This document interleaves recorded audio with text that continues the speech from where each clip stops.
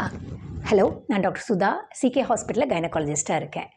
இப்போ என்னன்னாங்க, நம்ம குழந்தை இல்லைன்னு ட்ரீட்மெண்ட் வந்தால் டியூப் டெஸ்ட் எடுக்கிறோம்னு சொல்கிறோம். அது என்ன டியூப் டெஸ்ட்? ஏன் டியூப் டெஸ்ட் எடுக்கணும் அப்படின்னா, இது கர்ப்பப்பை. கர்ப்பப்பைக்கு 2 பக்கமும் டியூப் இருக்குது.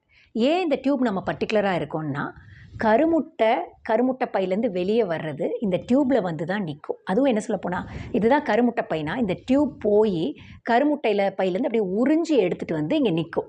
அந்த டியூப்பில் தான் நின்றுட்டுருக்கும். ஸோ அப்போ விந்துக்கள் அந்த இடத்துக்கு போய் டியூப்பில் தான் கரு உருவாகி அதுக்கப்புறம் கொஞ்சம் கொஞ்சமாக நகர்ந்து வந்து தான் கர்ப்பப்பையில் பதியுது.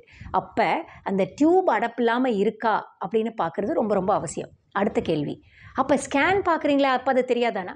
எஸ், ஸ்கேன் பார்க்கும்போது டியூப் அடப்பு இருக்கா இல்லையாங்கிறது நமக்கு தெரியாது. அதனால தான் டியூப் டெஸ்ட்டுங்கிறது பண்ணுறோம். டியூப் டெஸ்ட் எப்படியெல்லாம் பண்ணலாம்?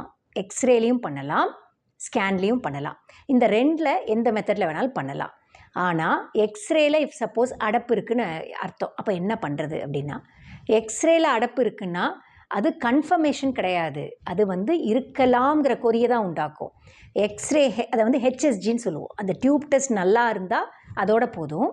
டியூப் டெஸ்ட் நல்லா இல்லாத பட்சத்தில் அது உண்மையிலேயே அடப்பு தானா இல்லை டியூப் சுருங்கி அடப்பு மாதிரி காமிச்சு கொடுக்குதான்னு தெரிஞ்சுக்கிறதுக்கு நாம் லேப்ரோஸ்கோபி பண்ணுவோம்.